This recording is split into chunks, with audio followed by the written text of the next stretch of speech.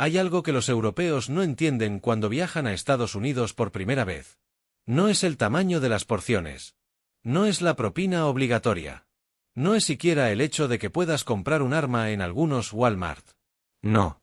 Lo que realmente descoloca a cualquier persona que llega desde fuera es entrar a una farmacia americana, buscar medicamentos para el resfriado y encontrarse de repente con un pasillo entero de leche, huevos, pan de molde y zumo de naranja.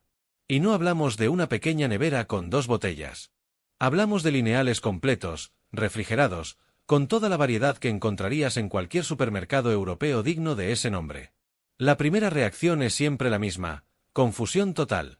La segunda reacción, cuando alguien te explica por qué ocurre esto, es una mezcla extraña de rabia, incredulidad y una admiración muy a tu pesar hacia un sistema que, aunque parece absurdo, tiene una lógica interna que lo explica todo.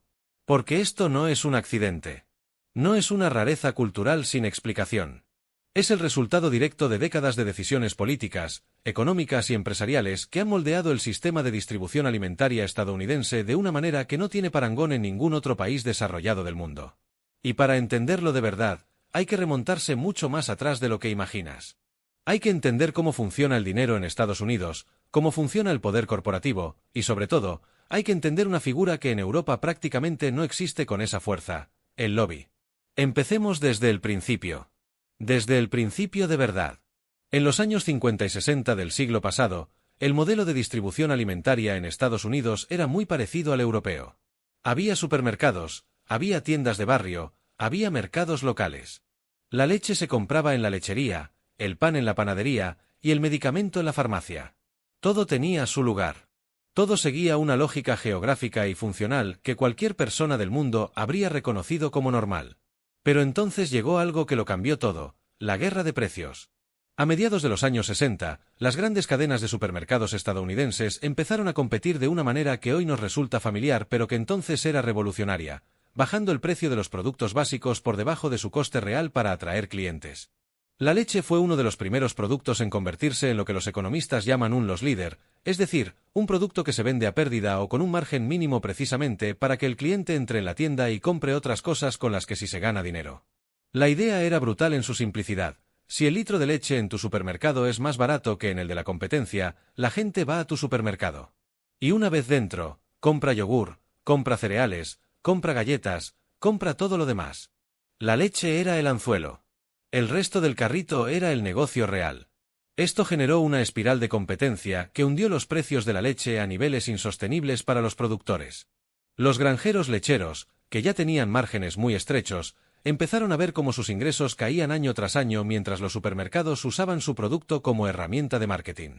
La respuesta de los productores fue organizarse. Y organizarse en Estados Unidos, cuando hablamos de un sector económico con dinero suficiente, significa una sola cosa: crear un lobby. Un grupo de presión con capacidad para influir en los legisladores, para financiar campañas electorales, para sentarse en las mesas donde se toman las decisiones que afectan a millones de personas. El lobby lechero americano es, hasta el día de hoy, uno de los más poderosos del país. Y en los años 70 y 80, cuando su influencia estaba en pleno apogeo, consiguió algo que a primera vista parece una simple regulación técnica, pero que en realidad es una de las decisiones económicas más influyentes de la historia del comercio minorista americano. Consiguió que muchos estados aprobaran leyes de precio mínimo para la leche. Estas leyes, conocidas como Milk Pricing Laws o regulaciones de control de precios lácteos, establecían que la leche no podía venderse por debajo de un precio mínimo fijado por el Estado. La lógica oficial era proteger a los productores de la competencia destructiva de los grandes supermercados. La lógica real era más compleja, como siempre ocurre cuando el dinero y la política se mezclan. Pero el efecto práctico fue claro: si todos los supermercados estaban obligados a vender la leche al mismo precio mínimo, nadie podía usarla como arma de guerra de precios. El anzuelo dejaba de funcionar. Y si el anzuelo no funciona, la gente tiene menos razón para ir a un supermercado en concreto solo por la leche. Aquí es donde entra en escena la farmacia. Y aquí es donde la historia se vuelve realmente interesante. Las farmacias americanas, a diferencia de las europeas, llevan décadas operando bajo un modelo de negocio que no tiene nada que ver con vender medicamentos. Para entenderlo, hay que saber algo fundamental sobre cómo funciona el sistema farmacéutico en Estados Unidos. La inmensa mayoría de los medicamentos que se venden en las grandes cadenas de farmacias como CVS, Walgreens o Rite Aid tienen márgenes de beneficio muy bajos. Los seguros médicos y las farmacéuticas negocian precios, los intermediarios llamados PBMs se llevan su parte, y al final la farmacia que físicamente despacha el medicamento se queda con una fracción muy pequeña de cada venta. Es decir, paradójicamente, vender medicamentos no es el gran negocio de las farmacias americanas. El gran negocio es todo lo demás. Las cadenas de farmacias americanas son en realidad tiendas de conveniencia con licencia para vender medicamentos. Su modelo real de ingresos viene de los front-end products, los productos del pasillo delantero, cosméticos, snacks, bebidas, artículos de higiene y sí, también alimentos básicos como la leche, los huevos o el pan. Y aquí viene el golpe de genio que hace que todo encaje. Las regulaciones de precio mínimo de la leche, en muchos estados, aplicaban específicamente a los establecimientos definidos como tiendas de comestibles o supermercados.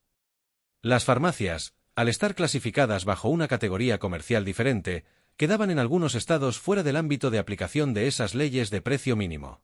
Lo que significa que una farmacia podía vender la leche más barata que un supermercado de manera completamente legal, aprovechando exactamente la misma estrategia de los líderes que las leyes habían intentado prohibir para los supermercados. La ironía es tan perfecta que parece inventada.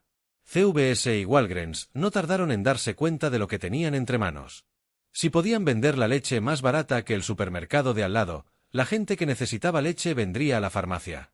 Y una vez dentro, esa misma persona vería los pasillos llenos de otros productos con márgenes mucho más jugosos. Las farmacias empezaron a competir activamente en precio en los productos básicos de alimentación, y lo hicieron con una ventaja estructural que los supermercados no podían igualar dentro del marco legal existente. Pero la historia no termina aquí. Porque lo que estamos describiendo es solo la primera capa de algo mucho más profundo. Hay una segunda razón, igual de importante y mucho menos conocida, por la que la leche acabó en las farmacias americanas. Y esta razón tiene que ver con la geografía y con una de las mayores vergüenzas del sistema económico estadounidense, los desiertos alimentarios. Estados Unidos tiene un problema que Europa en general no comprende bien porque no lo ha vivido con la misma intensidad. En miles de barrios, principalmente en ciudades del interior y en zonas rurales, no hay supermercados. No es que haya pocos. Es que no hay ninguno. El supermercado más cercano puede estar a 30 minutos en coche. En un país donde no todo el mundo tiene coche, donde el transporte público es casi inexistente fuera de unas pocas ciudades grandes, eso significa que para muchas familias comprar leche fresca es un lujo logístico.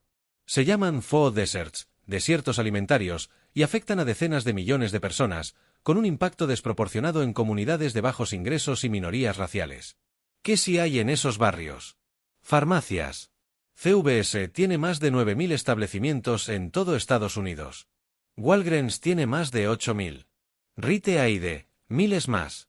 Las cadenas de farmacias han colonizado prácticamente cada rincón del país, incluyendo muchos de esos barrios donde no hay supermercado en kilómetros. No porque sean organismos filantrópicos interesados en el bienestar comunitario, sino porque las farmacias necesitan estar cerca de la gente para que la gente recoja sus medicamentos.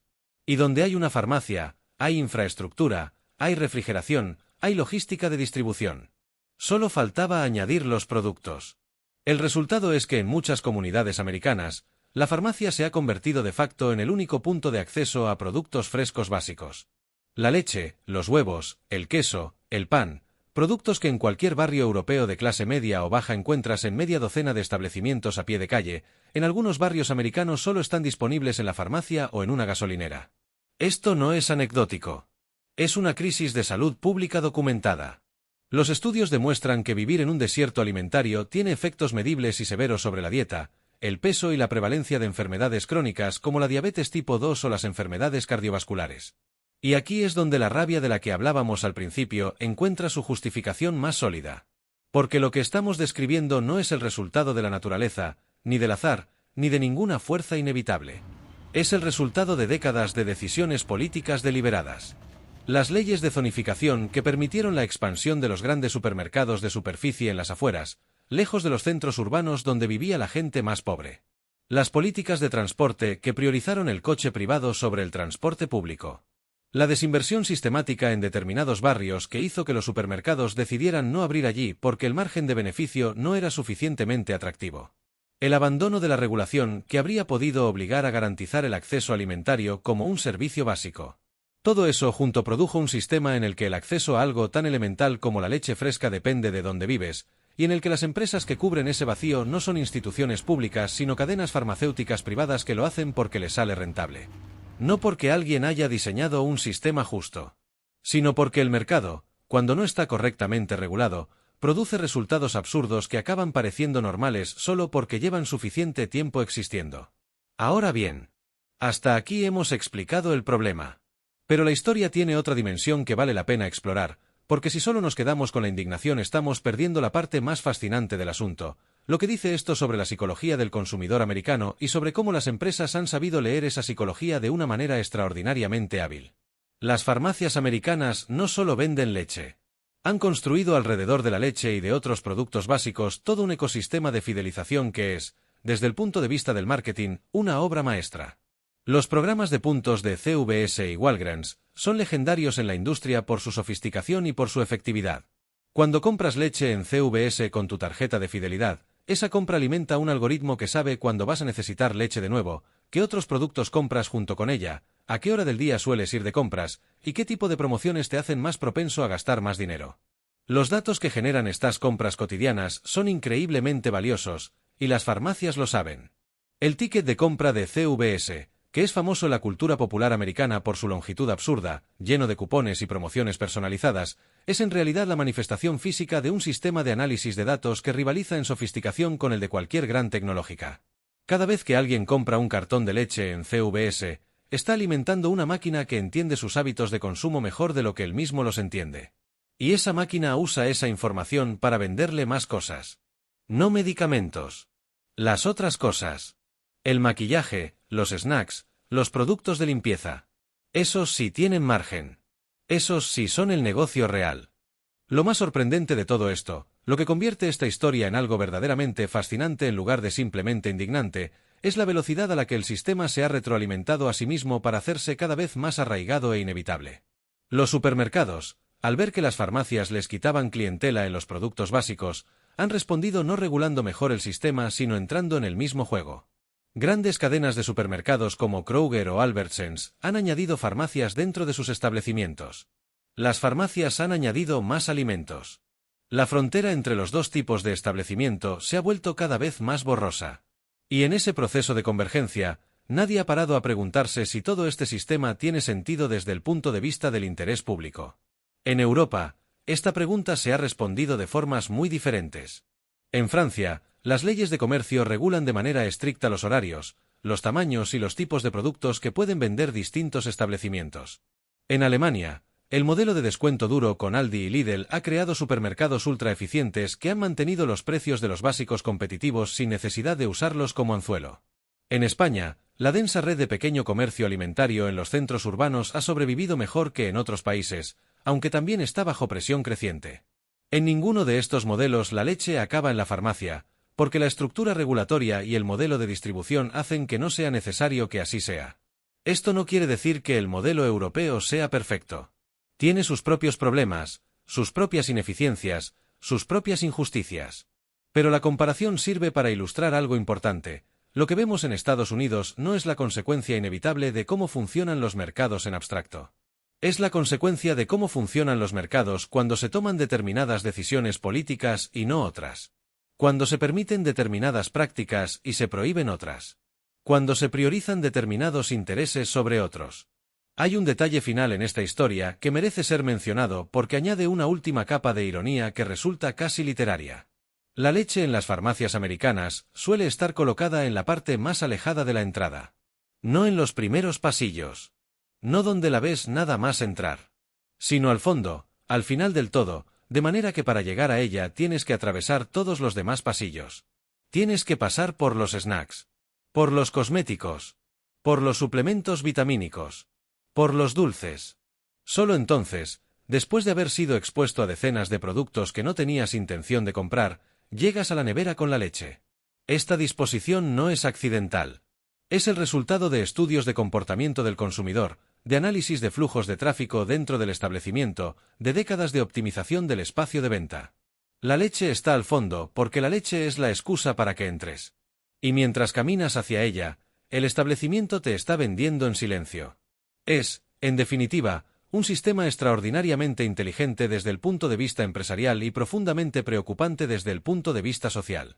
Un sistema que nació de la codicia de los supermercados, fue moderado por la presión de los productores, fue explotado por las farmacias, y terminó definiendo la realidad cotidiana de millones de personas que simplemente quieren comprar un litro de leche sin tener que hacer 20 minutos de coche o cruzar por delante de 3 pasillos de Oreos y Rimmel. La próxima vez que alguien te diga que los mercados libres producen resultados eficientes por defecto, cuéntale esta historia. Cuéntale que en el país más rico y más poderoso de la historia de la humanidad, el sistema de distribución de leche es tan retorcido que la gente la compra en la farmacia. No porque sea lo más lógico. No porque sea lo más eficiente. Sino porque una cadena de decisiones políticas, lobbies, regulaciones parciales, oportunismo empresarial y abandono institucional llevó a ese resultado paso a paso, durante décadas, de una manera que en ningún momento del camino pareció completamente irracional, pero que vista en perspectiva es exactamente eso, irracional. Brillantemente, estadounidensemente, irracional. Y la leche, mientras tanto, sigue ahí. Al fondo de la farmacia. Esperando.